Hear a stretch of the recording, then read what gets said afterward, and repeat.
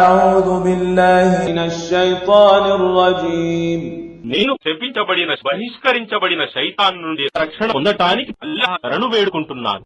وإن يكاد الذين كفروا ليزلقونك بأبصارهم لما سمعوا الذكر ويقولون إنه لمجنون.